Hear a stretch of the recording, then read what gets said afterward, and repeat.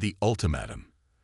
Admiral Sarah Chen stood at the observation deck of the Earth Defense Station Arcturus, her weathered face reflected in the reinforced plasteel as she watched the massive Carnex warships materialize from hyperspace. Their crystalline hulls caught the light of Earth's sun, creating prismatic patterns that would have been beautiful if they weren't harbingers of destruction. There early, Lieutenant Rodriguez noted beside her, his hand unconsciously moving to the neural interface at the base of his skull, standard issue for all Earth Defense Force personnel since the breakthrough 5 years ago. "They're making a point," Chen replied, her voice steady despite the gravity of the situation. "The Carnex don't believe we deserve the courtesy of the full diplomatic window they promised." The Carnex Empire had dominated the galaxy for over 10,000 years, their crystalline biotechnology far surpassing anything humanity had achieved in its brief 2 centuries of space travel. They ruled through a combination of technological superiority and rigid hierarchy, with every species assigned its proper place in their grand design. Humanity, it seemed, had failed to stay in theirs. "Admiral," the station's AI chimed in, its voice carefully modulated to Project Calm. "The Carnex flagship is broadcasting on all frequencies. They're demanding immediate reception." Chen straightened her uniform, a small smile playing at the corners of her mouth. "Put them through, Aurora. Let's hear what the self-proclaimed masters of the galaxy have to say." The holoscreen materialized before them, revealing High Commander Ixal of the Carnex Empire. Like all Carnex, Ixal's translucent crystalline body pulsed with internal light, patterns of thought, and emotion dancing beneath the surface.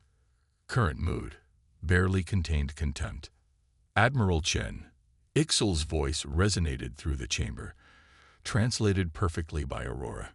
"Your species continues to exceed its designated technological development parameters. Your recent achievements in neural interface technology and quantum computing represent a severe violation of Galactic Order Statute 147b. Chen's smile didn't waver. "Interesting. I wasn't aware that progress had become a crime, High Commander." "Your attempt at humor is noted but inappropriate." Ixal's body flashed with patterns of irritation. "Humanity has proven itself unstable and unpredictable. Your rapid advancement threatens the careful balance we have maintained for millennia. You will immediately cease all research into prohibited technologies and submit to Carnex oversight of your development programs. Or," Chen's voice carried a dangerous edge now, "or we will be forced to contain your species through whatever means necessary." The threat hung in the air like a blade. Chen looked around the command center, meeting the eyes of each human officer present. She saw no fear there, only determination. Humanity had suspected this day would come ever since they'd refused to accept their designated place in the galaxy. They'd prepared accordingly. "High Commander," Chen's voice was clear and unwavering. "Humanity remembers its history. We remember countless stories of what happens when one group decides they have the right to control another's destiny.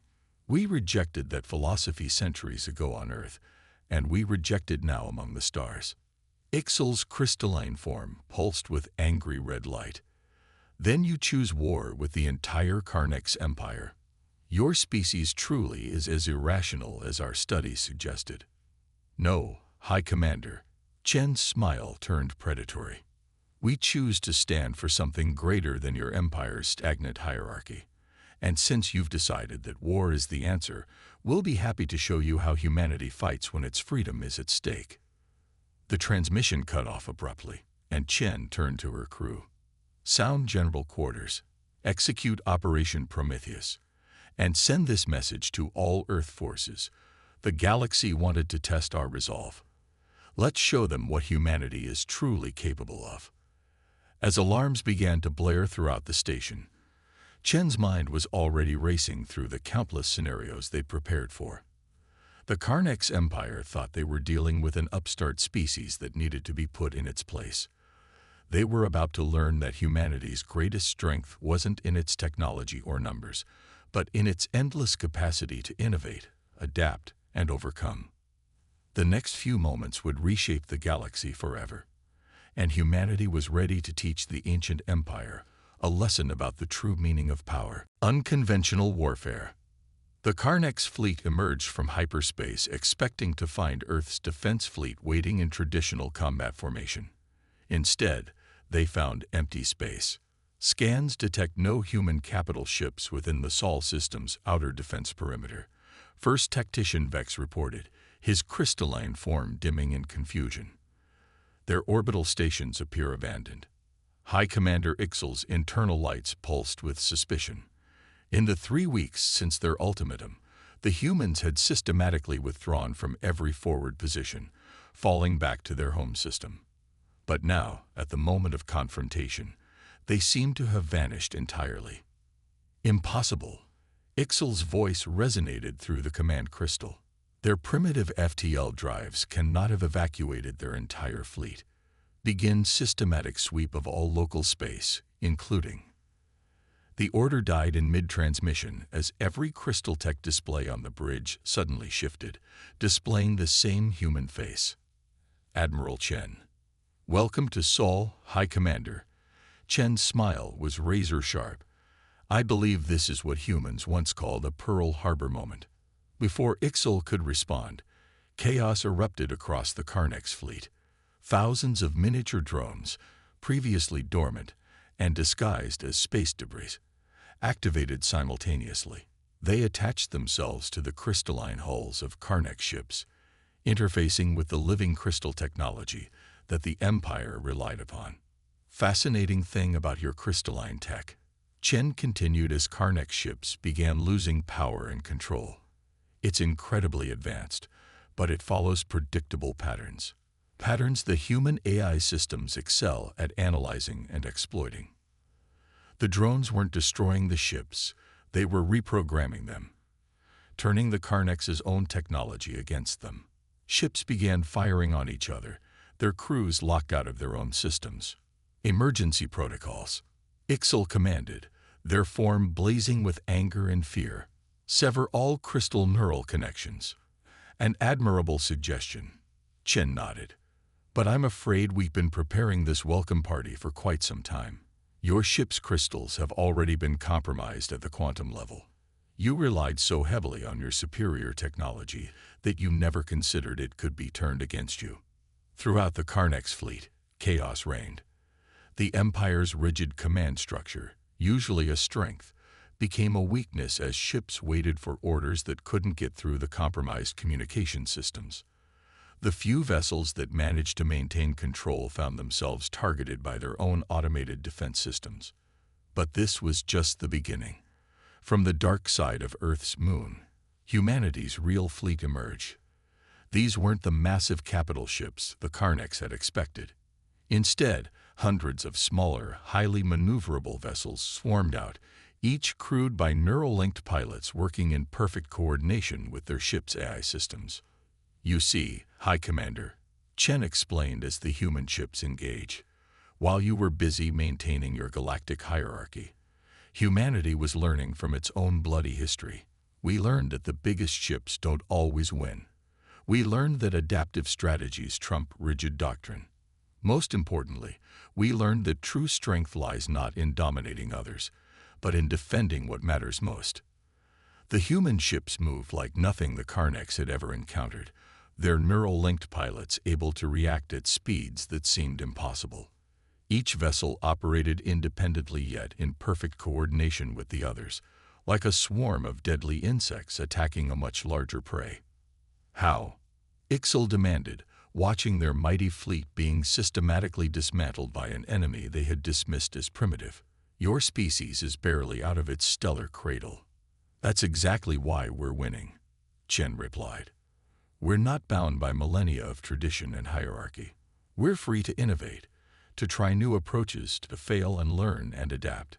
While your empire was busy maintaining the status quo, humanity was preparing for every possible scenario, including this one. As if to emphasize her point, another wave of human ships appeared, these launching what appeared to be standard missiles. The Karnak's remaining point defense systems targeted them, only to discover too late that they weren't missiles at all. They were delivery systems for millions of microscopic robots that began disassembling the crystal ships at the molecular level. A single human vessel against one of your ships would lose, Chen acknowledged.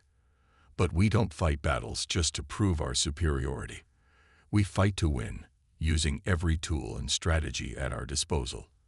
And we've had years to prepare these tools specifically for you. The battle for Sol system lasted less than 6 hours.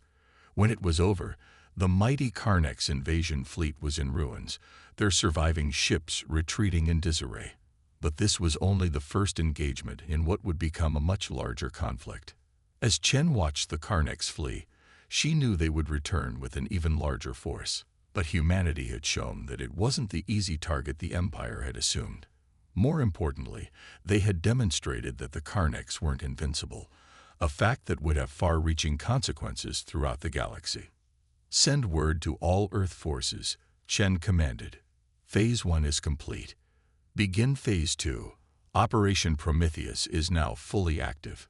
It's time to take this fight to their doorstep. The neural network. Dr. Maya Patel stood in the heart of humanity's most closely guarded secret. The Global Neural Command Center, buried deep beneath the Himalayan mountains. Around her, thousands of neural-linked operators sat in meditation-like states, their minds joined with the most advanced artificial intelligence ever created by human hands. Status report, she commanded, her own neural interface humming with constant data streams from the network. The Karnex have launched simultaneous attacks on 7 human colonies, her assistant director James Wong reported, neural displays dancing before his eyes. But thanks to the network, we detected their fleet movements 6 hours before they arrived. Every colony was evacuated except for defensive personnel. Maya nodded, watching the massive holographic display showing real-time battle data from across human space. The neural network had been her life's work, a revolutionary merger of human consciousness and artificial intelligence that allowed unprecedented coordination and reaction speed across vast distances. "Show me New Eden Colony," she requested.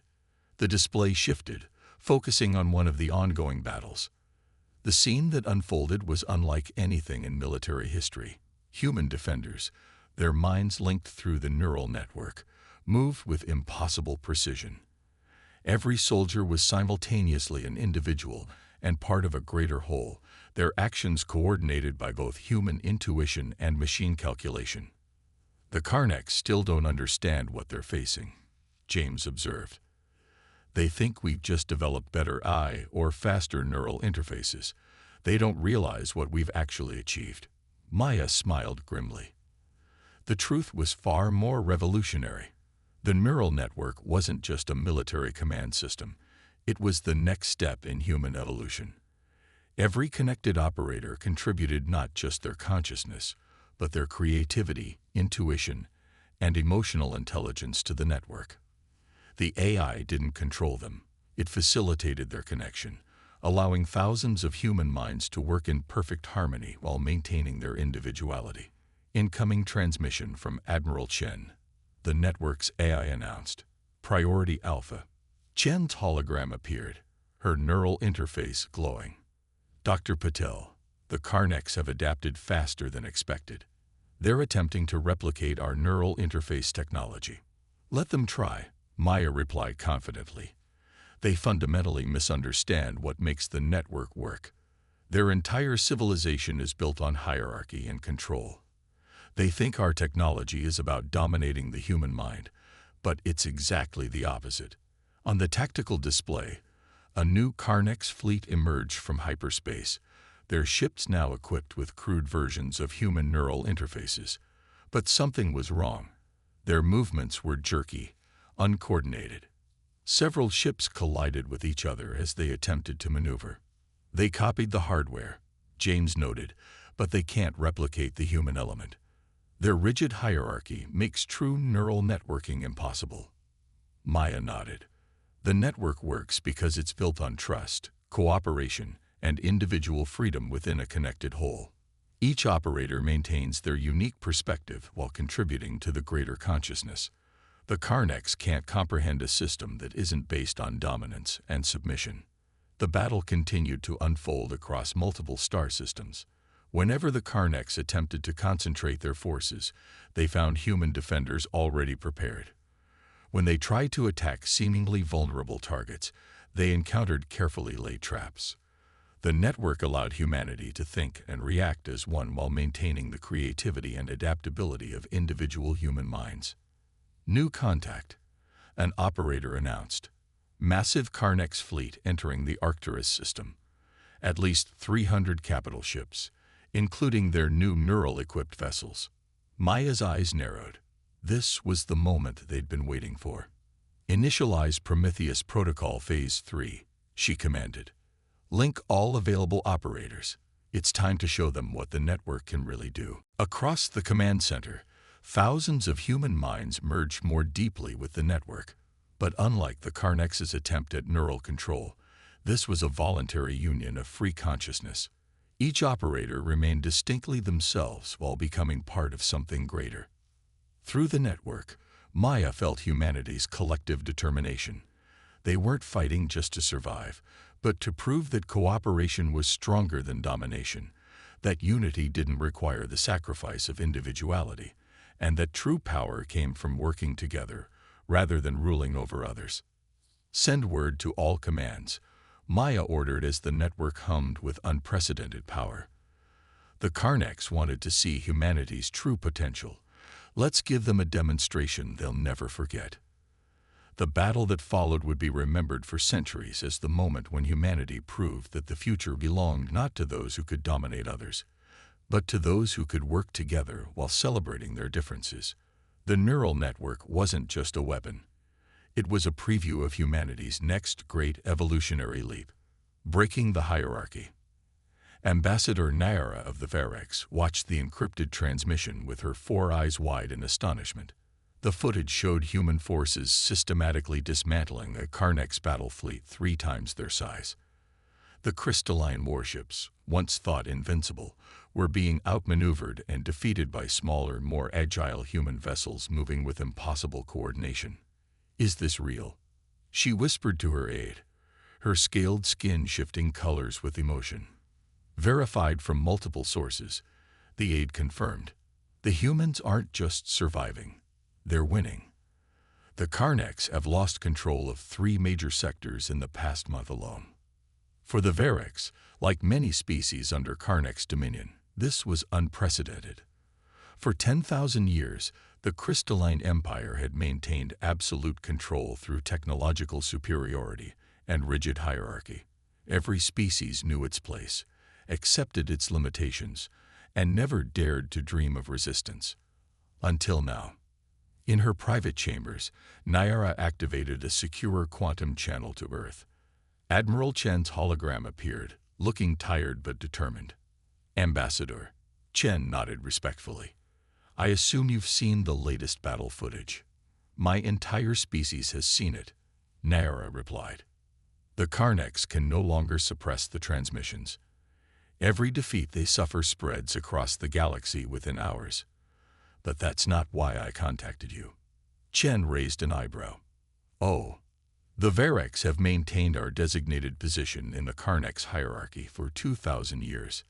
Naira's scales rippled with suppressed emotion. We accepted our role as administrators, bureaucrats, record keepers. We watched as the Karnax restricted our development, limited our potential, all in the name of galactic stability. And now we see another way." Naira's voice strengthened. "We've been secretly compiling data for centuries. We know every Karnax supply route, every hidden base, every weakness in their command structure. Information they never thought we'd dare to use against them." Chen's eyes widened slightly. "That could be extremely valuable." "More than you know." Naira leaned forward. "We're not alone. The Tellarians, the Xith Collective, even the silicon-based quarks. All of us have watched humanity's resistance with growing hope.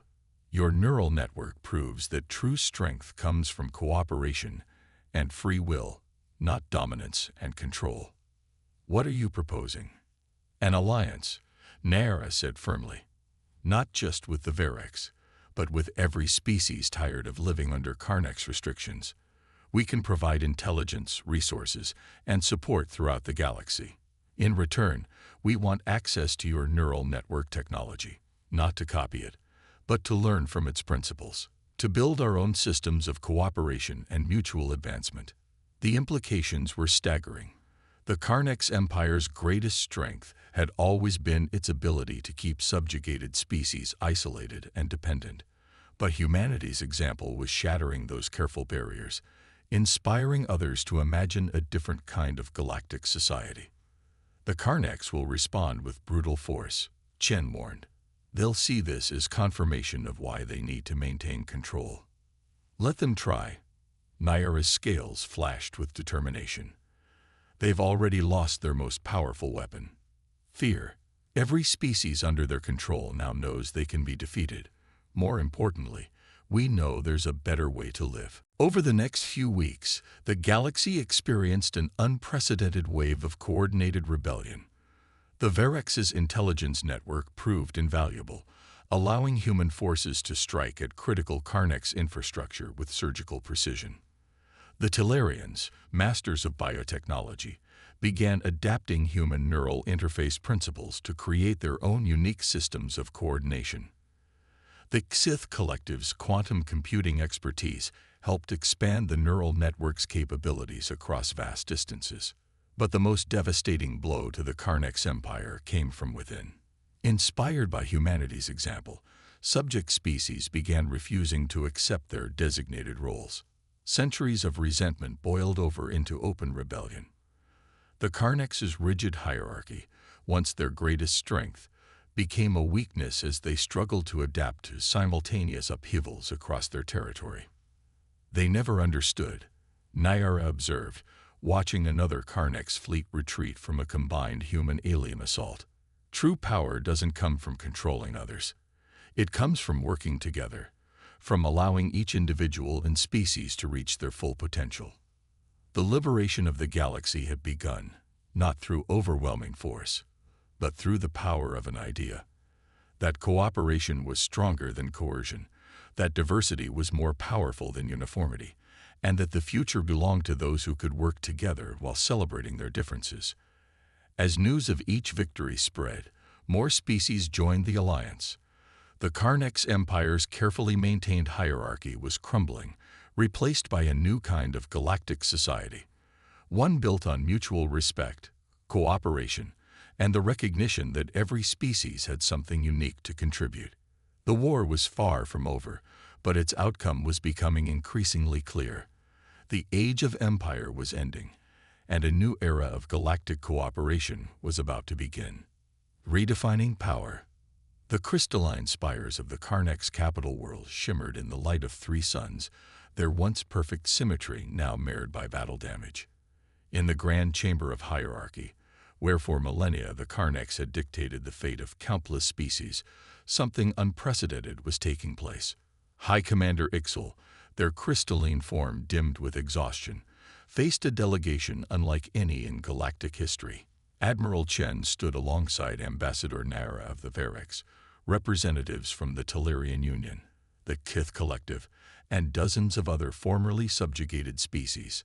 The neural network hummed in the background, connecting all present in a web of mutual understanding, while preserving their individual perspectives. The empire that stood for 10,000 years, Ixal's voice resonated with bitter acknowledgement, brought low in less than a year by creatures we considered primitive. No, Chen corrected firmly, not brought low, transformed. We're not here to destroy the Carnex Empire, but to help it evolve into something greater. Through the neural network, the assembled delegates shared a vision of a new galactic order. Not the rigid hierarchy of the Carnex, nor a simple reversal of power, but something entirely new. A galactic cooperative, where each species could develop according to its own path while contributing to the greater whole. Your technology, your understanding of crystal-based computing, is still unmatched, Chen continued. But you used it to control rather than connect, to dominate rather than collaborate. Nara stepped forward, her scales shifting in patterns that the network translated for all present. The Vareks were relegated to being your record keepers. The Tellarians were forbidden from advancing their biotechnology. The Xith were prevented from expanding their quantum research. You saw our unique abilities as threats to be contained. Because unchecked advancement leads to chaos, Ixal protested, but with less conviction than before. Our hierarchy maintained peace. It maintained stagnation. A Tellarian representative interrupted, their bioluminescent patterns pulsing. Look what humanity achieved in mere centuries when allowed to develop freely. Imagine what all species could accomplish if we worked together instead of being restricted by artificial limitations. Through the network, they shared images of recent achievements. Tellarian biotechnology merged with human neural interfaces, creating new forms of consciousness. Varek's information systems enhanced by Xith quantum computing. Even Karnek's crystal technology, liberated from its military focus, showing promise in fields from medicine to space exploration. Your greatest fear, Chen addressed Ixal directly, was that unrestricted development would lead to conflict and destruction. But look around you. When species are free to reach their potential, they naturally tend toward cooperation, not conflict. The only thing that drives us to war is the attempt to suppress that potential. The evidence was undeniable.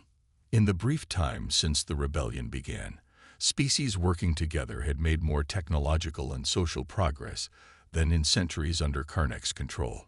The neural network had evolved beyond its military origins, becoming a template for a new kind of galactic civilization, one where diversity was strength and cooperation was more powerful than control.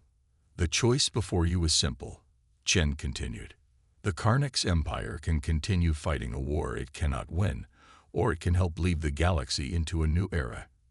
Your knowledge, your technology, your experience, all of it is valuable, but only if freely shared, not imposed by force. Ixal's crystalline form pulsed with complex patterns as they processed this radical proposal. And if we refuse, then we continue fighting, Chen said simply. But that path leads only to more destruction and ultimately to the same outcome. The old hierarchy is already crumbling. The only question is whether the Karneks will help build what comes next. Through the neural network, every being in the chamber could sense the historic weight of this moment. This wasn't just the end of a war. It was the birth of a new way of existence. The network itself was proof that unity didn't require uniformity, that billions of minds could work together while maintaining their unique identities. Finally, Ixal's form brightened with new purpose. Perhaps we have been preserved in crystal for too long. The galaxy has changed. Maybe it is time for the Karneks to change as well.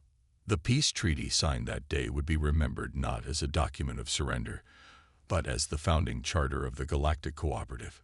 Its first article, proposed by humanity and unanimously accepted, established the fundamental principle of the new order. The true measure of civilization is not its ability to impose order, but its capacity to nurture growth, celebrate diversity, and foster cooperation among all sentient beings. As the delegates departed the chamber, Admiral Chen lingered for a moment, looking out at the crystal spires now glowing with renewed purpose. Humanity had come to the stars expecting to find either friends or enemies. Instead, they had found something more profound: the opportunity to help forge a galaxy where different species could grow together, learning from each other while remaining true to themselves. The war was over, but humanity's greatest contribution to the galaxy was just beginning. They had proved that true power lay not in domination, but in the ability to bring out the best in others. It was a lesson that would reshape the stars themselves.